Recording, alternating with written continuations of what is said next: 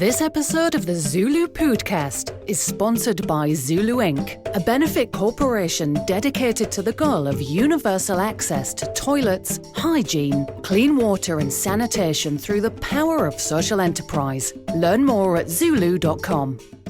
And so we were in our dressing room for the first time, all the cast hanging out, and I, had like a kind of rumble in my belly. And I knew what needed to happen. And I made an announcement. I just said, everyone who's gathered here today, 7 years ago, I ate a burrito. And now I'm going to walk in through that doorway, just on the other side of this wall, and I'm going to poo. And I'm telling you, because it might be kind of noisy. You might hear something. I don't know how thick these walls are. You might smell something when I'm done. And that is what it is. I'm going to be pooping and we all need to be pooping. We're going to be sharing lots of small spaces like this for the next, 9 months. And so it's just important that everyone feels comfortable to go when they need to go. And people were, of course, at first a little okay.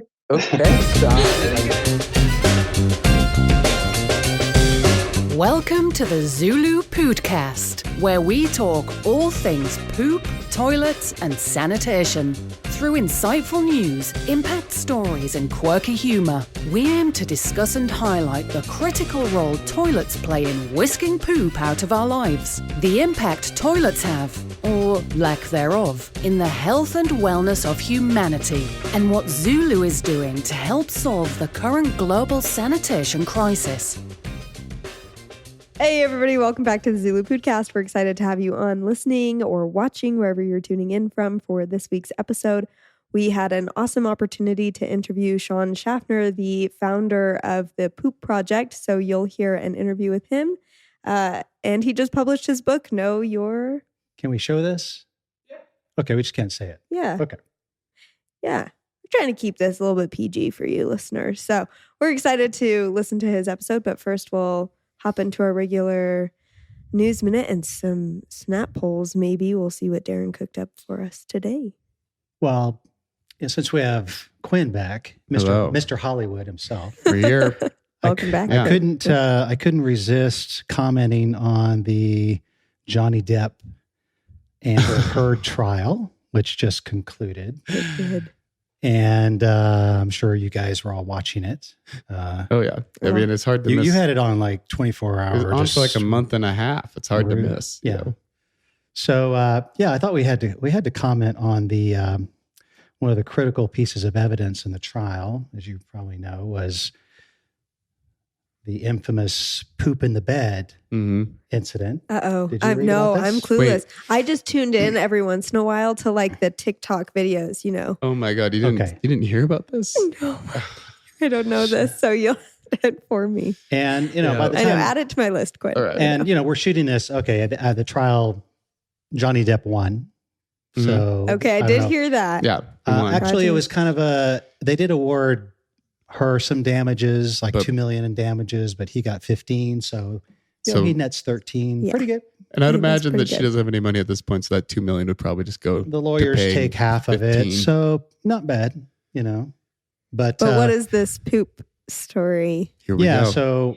So one of the key pieces of evidence was an incident where allegedly, and I don't know if the jury ever decided one way or the other, but there was a poop in the bed, and supposedly Amber had a sense of humor or had a twisted sense of revenge, and allegedly it was left by her for Johnny to see as kind of a spiteful thing.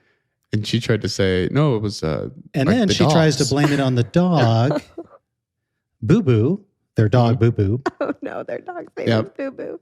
And claiming under sworn testimony in trial that, the dog had a history of bowel movements, and the reason why the poop was on the bed was because he, the dog ate Johnny's marijuana, and all this stuff came out describing why the poop was there. And Johnny didn't see it that way, obviously, and there was some evidence introduced in court as to maybe there should have been a DNA test done to determine the source of it and blah, blah, blah. Anyway, so... Wait, so that was during the... This was in the trial. This was during the trial. This is like when they were like on the stand. This came out in the trial. No, but like when the incident happened. Right. But when the incident happened... It wasn't like years ago. No, it was when they were married, I think. There was no... Yeah, as far as I can tell, the evidence was showing that, look, the dog has no history of bowel problems. And, immediately after it happened, Amber thought it was super funny, and Johnny, like it was a big joke. And I don't know, there's lots of other things that came out, but this, obviously we had to comment on this incident, and I wanted to bring it up because, who do you believe, Quinn? Well, I mean, are you a Johnny guy, or are you Amber? Are you backing up the women? I know you're probably going to go with Amber, right? Because I think most people are against Amber. Yeah, she's a little, but she feels like she's a spited. She's been like slandered because she's a woman and nobody believes it. Oh well, she's putting that on her back. She's trying to be like, I'm just like all the other women that have been hurt, and it's like, but like she isn't, like she was not, like she was actively trying to hurt people, but. The biggest piece of evidence in the poop incidents for me was the fact that their dog was like this big. Yeah. And Johnny Depp was like, he's like, I know what those poops look like, and this one was clearly a human. Like, this was not possible for my little dog to do. And it was like, it was. So I don't know why human that was. Poo is very different. She would have. It would have been better if she just different. owned it. She was like, yes, I did it. And I'd be like, yeah, I can respect that. But yeah. she wasn't, but she spent so much time on the stand telling this long story about, how the dog was, had this issues of problems because Johnny would leave marijuana laying around the house all the time, and the dog would just eat it all the time and poop everywhere. It's like that kind of story. Anyway, I didn't buy it. What do you? I mean, you didn't watch it, but I don't buy anything that she really said.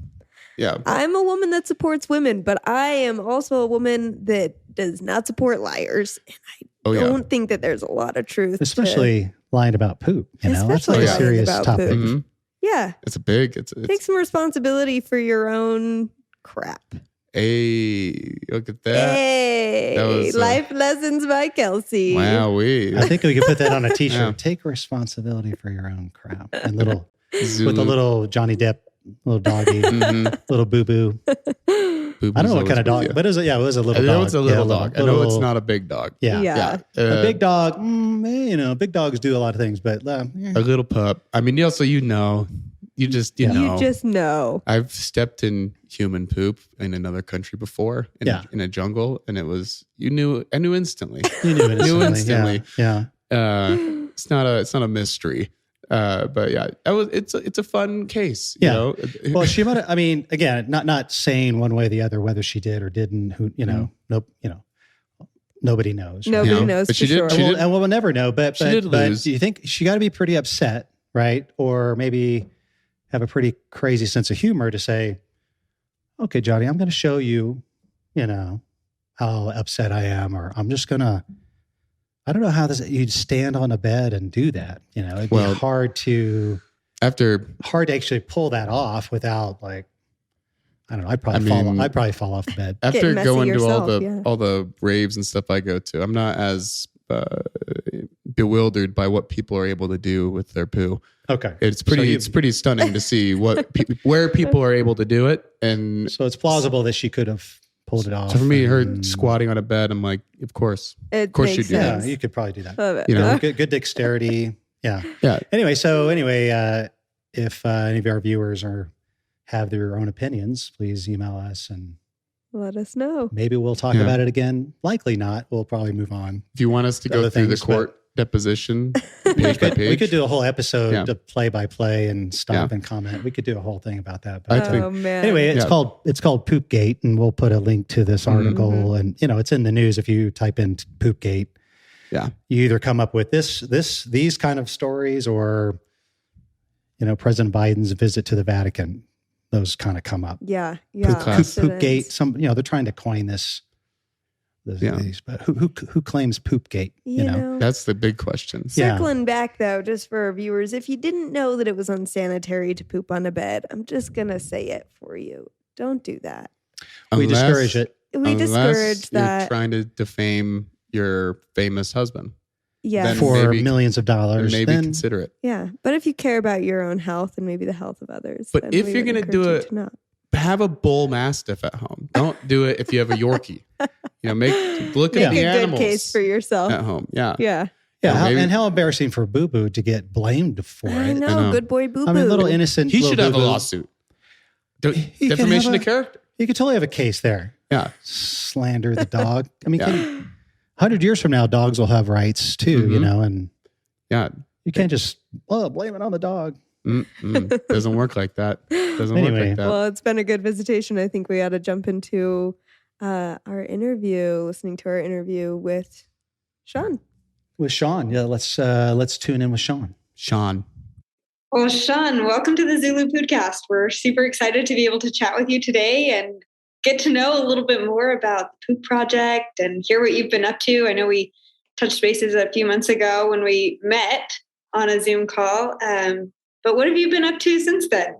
We haven't really connected, but I'd love to know what you've been up to. Oh gosh. Thanks, Kelsey, and thanks, Darren. It's a joy and an honor to be on the ZuLoo Poodcast. Longtime listener, first time guest. Gosh, what have I been up to? Well, I'm going to graduate school in the fall. I'm getting an MFA in social practice, which is kind of a made-up field that's I've been summarizing as art for social change. And that's going to be here where I'm currently based in Washington, D.C. at George Washington University. And then in the meantime, my book was published in March, Know Your Shit, by Cider Mill Press and distribution by Simon & Schuster, which I like to say because it makes me feel fancy, and beautiful illustrations by Rebecca Pry.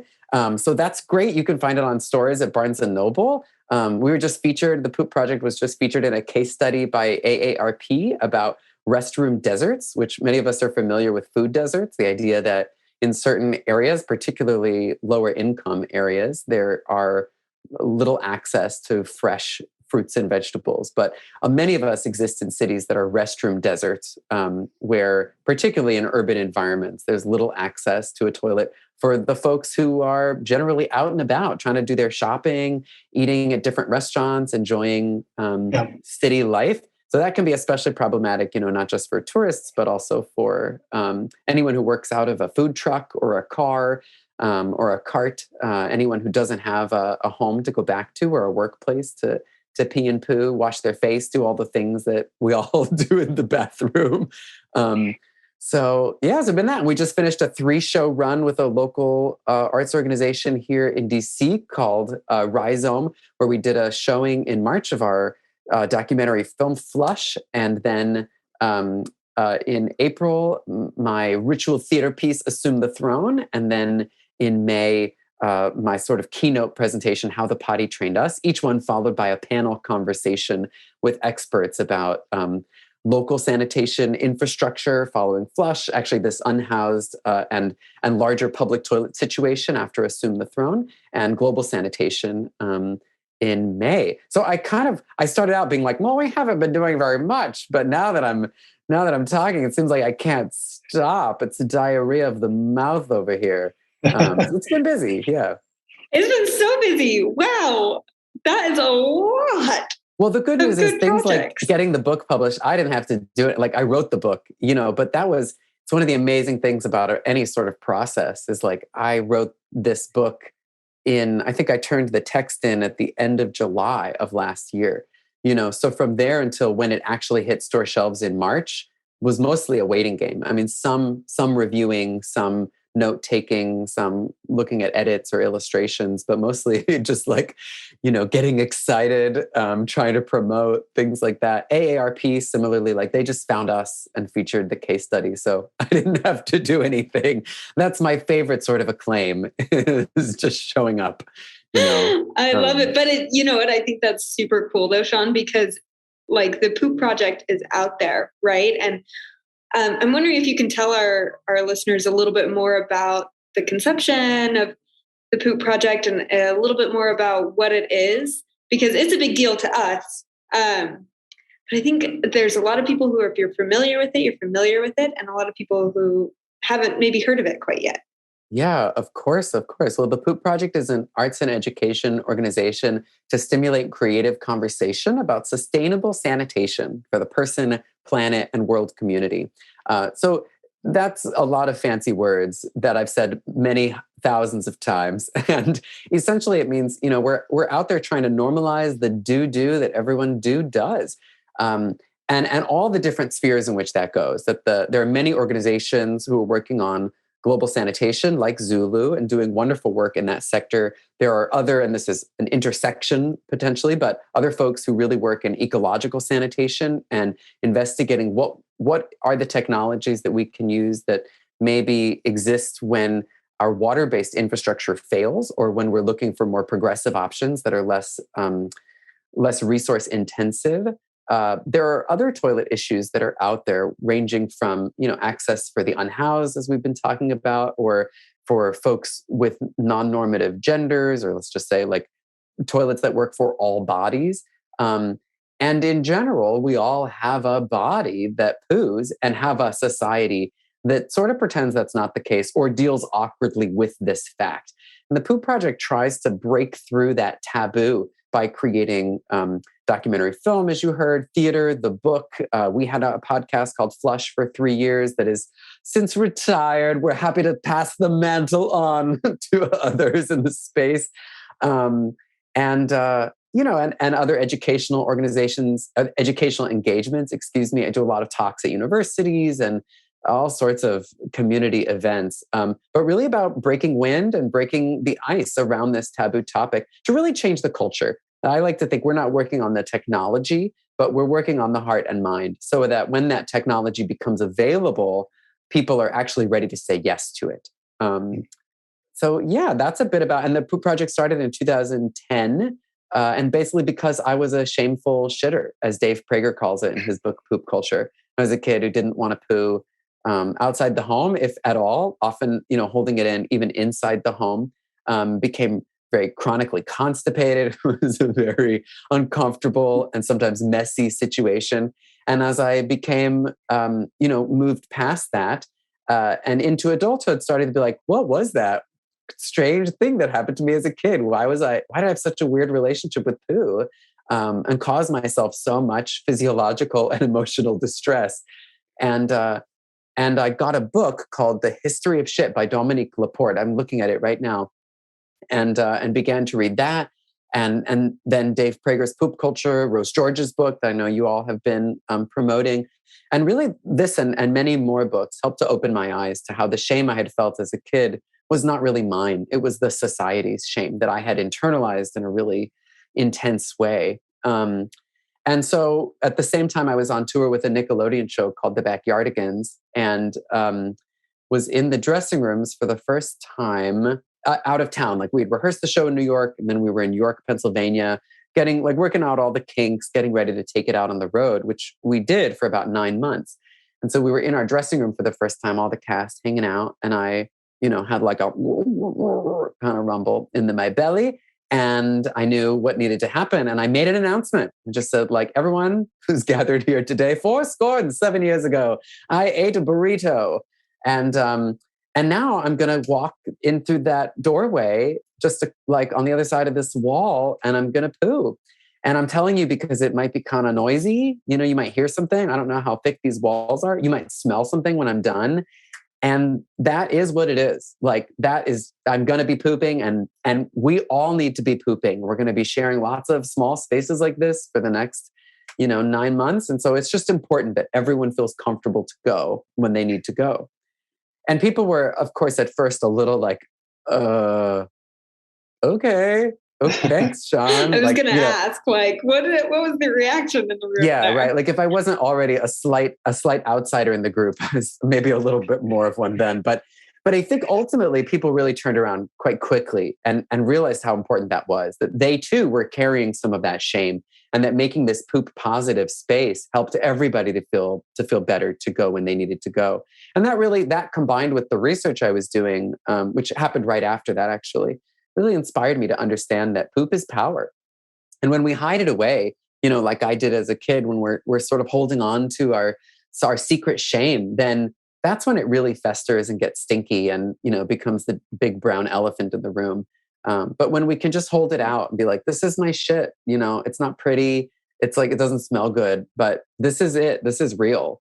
Whether that's in our own lives, in our relationships, as a society, right? Now the metaphoric shit more than the real shit, but also the real shit, right? Like then we can deal with it. When we say there's all these people who don't have access to toilets and we point to that fact, now we have the ability to understand why that happened, to imagine how it could look differently and to actually implement those changes. But if we simply don't talk about it, then we can't fix the problem.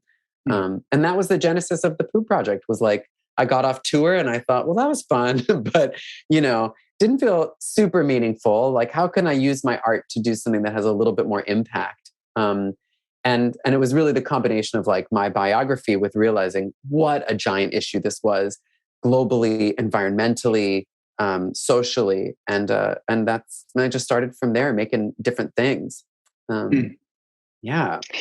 That's cool. You mentioned Dave Prager's book, and I just pulled it off the shelf. This is one that I read a while back. Fascinating analysis into poop culture and how America is shaped by its grossest national product. Yes. But I'm glad your fellow cast members didn't throw you out on the street. Not that time.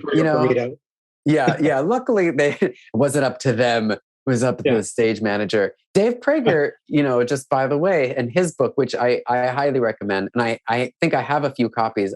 I'm sure I do. I don't even know if it's still in print. And it's one of the things I've always said about the Poop Project. People have told me for years to write a book. And I was kind of like, why? Like everything I know, I've read from other books. And yet I think part of this taboo is that it's really hard for those books to gain a great amount of traction. Many of the books that I've read and researched, had small print runs or have since gone out of print, even if they were quite big at the time, like Alexander Kira's The Bathroom from 1966. I believe that had a reprint in 1976, but I don't think it's had one since. I'm looking at Cleanliness and Godliness by Reginald Reynolds, which is another that's a great tome, fell out of print. But just a side note, Dave Prager and I actually went to high school together. And so which left us both to wonder, is there something in the water of Aurora, Colorado that led to this? But that could be a book by itself. What's the Fecal Friends, the Poo Crew. Yeah, that could be. That's awesome. Exactly. Do you talk to Dave are you in touch with him? Yeah, I am in touch with. Dave is more or less out of the poo business. As also I think different folks come in and out of this, right? Rose George is another one who, of course, know her and love her from the Big Necessity, and then got to meet her while she was promoting her book 90% of Everything, which I was just looking at on my shelf. She moves on to other interests that she's got. I mean, she's got a wide range of things she talks about. Yeah, exactly. And so Dave too, he's now in startup culture in the Silicon Valley area, but he's also, and he and his wife actually both used to work for the World Toilet Organization, Jack Sims' organization. So it's a very, I don't want to say it's incestuous because that sounds like a very wrong word to use. We're talking about bathroom stuff, but it is. I think it's a small community of people who all tend to know each other, and we come in and out like any ecosystem as it sort of demands what we can do from it and how we can be of service and where our own lives go, around it. So yeah, that's why I'm super excited to have you on the show, because you bring an artistic talent to the space. Something that's a lot more creative. I mean, a lot of the books we read, many of them are clinical in nature, or they talk about technology. Everybody's got these different angles on it. But you bring a creativity that I think is fresh and unique. Well, thank you. Well, to some extent, I was initially disappointed with this book. And I should say, in some ways, like AARP, this was, the book was a low lift for me. Like there are many things I've worked very hard to make happen and then made basically no money and got no attention for it. And this was a delightful fairy godmother kind of thing where Cider Mill Press approached me out of the blue. I was actually workshopping a different book proposal with I was working on with a colleague, Laura Allen from Greywater Advocates. And we were like shopping it around to agents, publishers. We were getting no response. We were into round 2 of a new draft on our book proposal. And then I just got an email that was like, would you like to write this bathroom book for us? And, and within a month it was contracted and ready to go. And by the end of that month, it was done. I mean, it was a full like month and a half process from almost from top to finish outside of the edits I got back from the editor, which were really few. And to some extent, I was disappointed because I've done an enormous amount of sociological research. My show, How the Potty Trained Us, is in many ways a keynote speech about why we feel the way we do about poo, how it got to be that way, the problems of our system, and all the opportunities that we see both modeled in the past and present. Assume the Throne is a translation of Buddhist technology, kind of infused with world religions and stories of and permaculture. So there's definitely things that like also to the point of why write a book, where I felt like, there's not a whole lot that I'm really adding to the conversation. I'm a synthesizer and I'm a good communicator. Right. But the book itself, I think, so I had some feeling of like, oh, I want to write like a big masterpiece that has all of the things I've learned and want to impart.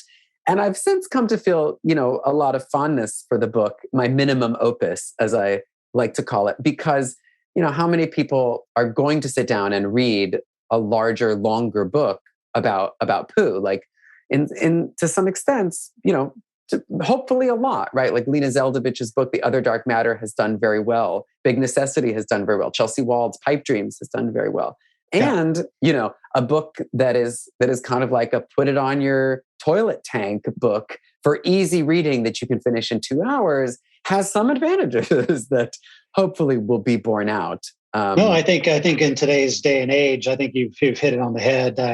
When I got it, I was expecting something a lot larger and more substantive, but I was then thankful because because you cover a lot of ground in a very short, kind of like a chicken soup for the soul sort of way. It sort of distills down the essence of what you would maybe pick up in a lot of these other books, but in a short read. I think it did a great job. Thank you. Tell me more, Darren. Go on. Compliment me some more. Well, I was going to ask you about the book because I was expecting maybe you were just going to maybe rehash maybe what you cover in your play, but you really didn't. Mm-hmm. You and I was going to ask you as far as your genesis for writing the book, did you feel like, hey, there's something missing out there that you sort of wanted to fill the gap, or what was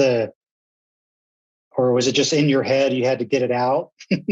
No, I wish there was a sexier and or like even more PC answer. I hope Cider Mill Press doesn't mind me saying this, but no, they asked me to write it. It was like, they said, we want a book. Well, they saw your other material, right? They saw your other material and knew you were in the space and said, hey, well, we think, if anybody should write this, you should, right? Yes, that is true. That is true. And they knew that they wanted to publish a digestion bathroom book, like a book that would sort of be, in a similar world as What's Your Poo Telling You, which I think has sold somewhere between 400,000 and 700,000 copies, spawned a sequel, What's My Pee Telling Me, a daily calendar. I think there's an app, I think everyone's ultimate fantasy is we'd have a book that not only rivaled that or lived in the same world, but that is able to gain some traction the way that book has. And, fingers and colon crossed, like that sounds kind of painful, but I'll cross fingers anyway. Maybe that will still happen. It's still pretty new out in the market. And I just checked Amazon today. It's a terrible, I don't really recommend this to anyone, but if you have a book, you can go on Amazon and see how well your book is doing. And I think my book is somewhere like number 500,000 on Amazon right now, which compared to where it sometimes is actually I felt really good looking at that ranking. Like 500,000 out of however many millions of books there are. Out of a billion books, that's pretty good. Yeah. But as Lena Zeldovich said in a recent online symposium, you know, the average 98% of books last year sold less than 5,000 copies. That is the entire print run of Know Your Shit. Yeah, exactly, Kelsey. So if this book gets a second print run, I will be like over the moon. You know, I will have sold more. I will have been in the top 2 percentile of books for the year. But essentially they just said like, we're looking for someone to write a bathroom book about digestion, about what you see in the toilet, and we like your brand. Would you like to write? And actually, I think a lot of the books that they publish, which are all wonderful gift books generally, many of them are ghost written, you know, or written by a kind of like IP freely type author. And so the editor, Buzz, was really wonderful. He approached and said, we really like your brand, and this is what we were thinking about for the book. But honestly, I'm kind of so swayed by what you do that I want to give you license to make it your book. You can make it the sort of Poop Project manifesto as long as it has that major content in it. So from there, that's when I went and began, you know, even while we were still in negotiations, to figure out, okay, what is the frame that I want to use for that? And also, you know, to me, it's a huge advantage just to have a book that has my name on it, that's out there in the space. And also I wrote all new material because, you know, just like brass tacks, right? Like I had learned many years ago from everybody I know who's ever published a book, like we have an idea that you're going to publish a book and your whole life is going to change. And that generally is the case for nothing, you know, like that anybody does, right? We always get to the top of the mountain, you take a breath and then you go, okay, what's next? You know, and for most people, like their book will never make them money. Like there's so many little, I think just practicalities that for those of us who are just on the reading end or the watching end of a movie or a TV show, you never really get to see. But, you know, part of the negotiation with this book is that they own the entire copyright to the text. And so that was one of the reasons why I wrote entirely new material for this book, because I didn't want to get into any challenge where suddenly I couldn't perform my own show or anything like that. And they've been wonderful. Cider Mill, been great to work with. They're not, you know, they're very much like, I'm like, well, you own the rights to this. So can I make a worksheet that like helps people sort their poops into too wet, too dry in the Goldilocks zone? Because technically those are your words now. And they're like, it's your book, dude. Like, do what you want, you know? So it's a gentleman's agreement, but sure. Could be brought to court at some point. Oops. Well, we just opened the bag there. I know. I know. No, I think it's fantastic. And that's why I found, and it seems like and maybe you found this as well in the toilet space, poop space, whatever you want to call it, bathroom space, there does seem to be a little more freedom of sharing that goes on. I mean, a lot of people aren't, we found that with a lot of our guests, a lot of people that have been on the show, they're free to, you know, it's more of a collaboration sort of enterprise, even amongst competitors, people that you may think to be competitors in the space. They're, you know, it seems to be more open society. I mean, who knows? That may change, but who knows? But have you felt that as well? I mean, what I could definitely say is I feel like the poop space or poop adjacent spaces are full of weirdos. I'm going to use that word very fondly. You know, like I love weirdos. I'm a big freak flag flying weirdo, you know, myself. And I think that a lot of the people who are attracted, like poop is abject, you know, it's something we don't want to talk about. And so anybody who's willing to get into that conversation is someone who's willing to be a little othered, you know, willing to have people say when they're on a date or at the bar or in line, you know, and they go, oh, what do you do at the party? Be like, I do this, and have people go, oh, cocktail, please, you know, or whatever, right? So I think there's that to be said. And I just saw Jack Sim. He was coming through DC, and we were celebrating the fact that, you know, when he started his work, 40% of the world lacked access to toilets, and the statistic is now 35%. And that's including population growth, which is enormous, right? I mean, that means a billion people or so have gotten toilets that didn't have them before. And 35% of our global population is a huge amount of people, right? So I think that's part of why we don't, and look, like any space, there are people with egos and there are there's always a fine line of like, we're happy to share and this part's proprietary.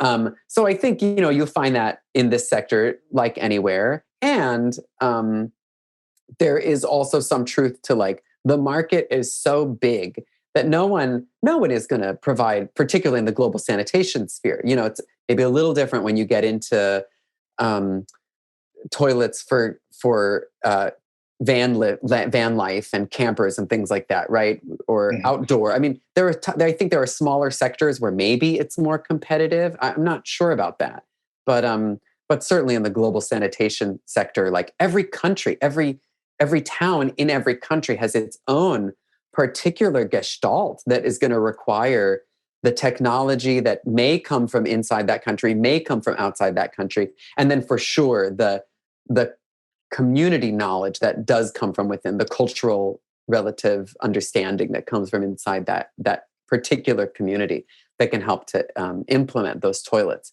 So, and I think on the global sanitation sector too, like there's been so much failure over the last 60 years that I think people really want to learn from one another and they want to do it better.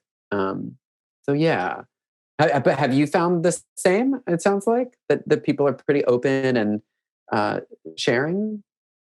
Yes, we found that to be more like a university kind of setting where people are willing to talk about it, and because I think in a lot of ways they don't have a lot of people to talk to about it, right? And so like, oh, you're actually interested in this toilet technology, or certainly we've seen that to be the case. And I know in your book, you talk about, talking about toilet technology. You've got a section here on toilet of the future, where the toilet's talking to you. And what do you see? What's your crystal ball tell you there?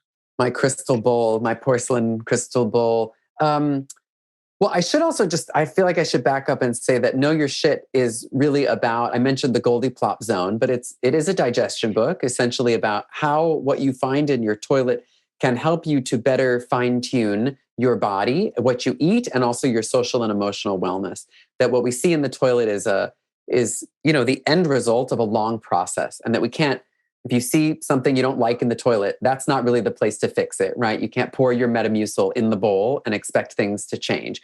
We have to look up the pike to what we're eating, to how we're working with our stress, how hydrated we are, how much sleep we're getting, etc. So the book is really about that and helps break down the Bristol stool chart, which is a fancy sort of doctor's version of 7 different types of stool, into a simplified Goldie Plops model, which is too dry on sort of like the left side, too wet on the right side, and the Goldie Plops zone in the center, your Bristol 3 or 4, which is like smooth like a snake or a little bit cracked like a chunky sausage. So I think, so that's, the broader context of the book. And then it touches into a lot of these other issues like toilets of the future, like creation myths that involve scatology, things like that. And in terms of the future, where the sector is going, I mean, I think overall the sector is growing because the culture is shifting. And these things are reflexive of one another. The culture is shifting because, it's like a little bit chicken or egg. But some of the catalyst for that has been the squatty potties, the tushy bidets, who are really out there, marketing a product, but changing the culture in a very forward way. I think the poop emoji has done a huge job in changing the way that we feel comfortable talking, or, just like addressing that poop is a thing that exists. And then reflexively, that makes the culture feel a lot more open. So, some of the hottest games on toy shelves right now are poop games and toilet games. And that's about kids, but it's also about grownups, because who's buying those toys for their kids? Who's willing to deal with their kid playing the like toilet will squirt you game? So that said, I think we're in a great place to actually embrace whatever the future toilet is, because the toilet hasn't changed a whole lot since the Victorian era. But I think this perfect shitstorm is pushing us towards, more like a healthier way to poo, whether that's squatting, on the toilet seat itself or with some device that helps you to squat, to cleaning with water, whether that's a bidet or a simpler, pour water down your butt crack, like so many people all over the world do. Many more people than wipe with toilet paper. I think it's important to say. But then I do think we're also getting to a place where, climate change and disaster management is pushing us to think about a more decentralized toilet system, where in a large city, if a huge earthquake or a big fire or a hurricane, comes through and knocks the wastewater treatment plant or your sewage system out of order, like people are up shit's creek. There's very little they can do. And so I think greater awareness of that, and that a lot of wastewater treatment plants are built on coastlines where sea level rise is going to be a huge issue. So this is pushing us to rethink what safe sanitation means. And to me, that's a little bit of a shift, like away from big energy being like one giant power plant to many more, what's the word I'm looking for? Many more resistant, smaller places that are set up, that are resilient. That's the word. That are more resilient in the face of a change. Thank you. So that might be smaller grids. More people having access to a compost toilet kind of system. Different technologies to see compost toilets happen on an urban front. The Rich Earth Institute, their work out of Vermont, I think, is really powerful around taking urine out of the waste stream. So urine can be collected and used directly as a fertilizer rather than being flushed, which also helps take the pharmaceuticals out of our waterways and potentially PFAS, poly and perfluoral alkaline substances that are in our Teflon and our Gore-Tex and our stain-resistant carpet. It's an issue I'm becoming a lot more researched on of late, because I think, all of this is just to say, like, we're in a place in the history of our world, our Anthropocene, where we really need to begin rethinking some of these things, and we're ready for it. So that I hope to see more, public design. Recently, talking with some folks at a toilet company here in DC called Throne, who are working on standalone toilets that you can access via an app and find out when they're open, whether they're clean, and those. They're in conversations to see maybe even about getting smart toilets or other things installed in those thrones. So that's similar to models we're seeing sometimes in the broader world where, it's hard to sell a toilet all on its own. But if you couple a toilet with a Starbucks or a library or social services for the unhoused or folks who need them, then like now you give people more of a reason to go there. So I thought, their idea when I was chatting with them about like, what if your access to this smart toilet is also a place where you can go to get a urinalysis or a fecal stool sample, rather than sending it through the mail or going to hand your poop in a cup to your doctor or something like that. Absolutely. That's super cool. I love that. Oh man, we're out of time and we're just diving into it. So Shawn, we would love to have you on again in the future and maybe take an even deeper dive into some of these interesting topics. I think there's so much to talk about and so much to explore. And like, I just admire your level of enthusiasm and knowledge and really expertise. I mean, I can tell that you know a lot and that like you're passionate about it. And I think that that's really been translated. And just as you're saying, right, these two parts of these communities, like we're seeing people are more open to talking about these things. And that's in part because of the work that you do. So thank you for doing the work that you do. Thank you for taking the opportunities with AARP and with your book. And even if they've come from left field, like they've done a great time. So just want to say thank you so much for being on the show, and we'll chat with you again in the future. Well, thank you. Please send us your upcoming calendar for these events, and we'll definitely share it on the podcast. So sure. Thank you. And really, it's we're all continuing this work together. It is a great community. So thank you for helping to get the work out there. Thank you for all you're doing to actually put toilets on the ground, right? I just talk about shit, but you guys are getting the shit done. So thank you very much. It's a pleasure. Oh, we make a real good team. So we'll catch you later, Shawn. Hope you have a great day and fun also in Atlanta. Great. Thank you. Talk soon. See you then. Yeah. Bye. Thanks, Shawn. All right. That was a great interview with Shawn. I always enjoy our conversations with him.